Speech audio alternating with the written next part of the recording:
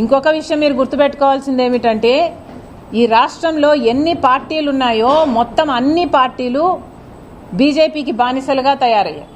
ఒకవైపేమో చంద్రబాబు గారు, పవన్ కళ్యాణ్ గారు ఉన్నారు, ఇంకోవైపేమో జగన్మోహన్ రెడ్డి గారు ఉన్నారు. ఎలాగో చంద్రబాబు గారు, పవన్ కళ్యాణ్ గారు బీజేపీతో కూటమి కట్టారు కాబట్టి వాళ్ళు ఎలాగో ఈ బిల్లుకు మద్దతు ఇవ్వడం జరిగింది, వాళ్ళు ఎలాగో బీజేపీ పక్షాన ఉన్నారు. కానీ జగన్మోహన్ రెడ్డి గారు దూరం ఉన్నా కూడా, దూరం ఉన్నట్టుగా అవుపిస్తున్నా కూడా అదే బీజేపీ జోబిలోనే ఉన్నాడు. కాబట్టే కనీసం ఒక్క మాట అంటే ఒక్క మాట కూడా ఎందుకు ఈ ఉపాధి హామీ పథకాన్ని కూనీ చేస్తున్నారు అని ఇంతవరకు కూడా జగన్మోహన్ రెడ్డి గారు మాట్లాడలేదు.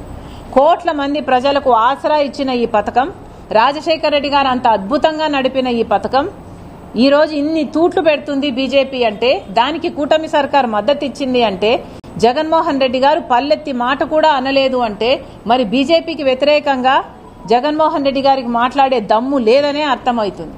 ఈరోజు మన రాష్ట్రంలో ఎన్ని పార్టీలు ఉన్నాయో, తెలుగుదేశం అయినా, పవన్ కళ్యాణ్ గారి జనసేన అయినా, వైసీపీ అయినా, 3 పార్టీలు బీజేపీ జోబిలోనే ఉన్నాయి. ఏందన్నా ఇది? Powers of Panchayat to decide works. ఉపాధి హామీ పనిలో ఇది వరకు లాగా గ్రామాలలో, గ్రామ సభలలో పనులు నిర్ణయించే వాళ్ళు. కానీ ఇక ముందు ఈ బీబీ గ్రామ్ చట్టం కింద కేంద్ర ప్రభుత్వం చెప్తారట ఏ పనులు చేయాలి అని, వాళ్ళు నోటిఫికేషన్ ఇస్తారట. ఇది ఎక్కడి పద్ధతి?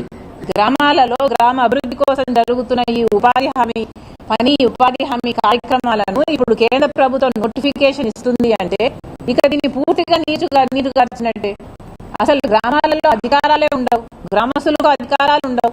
ఇక గ్రామాలలో కనీసం వచ్చే ఈ నిధుల ద్వారా జరిగే చిన్న చిన్న పనులు కూడా ఇక జరగబోవు.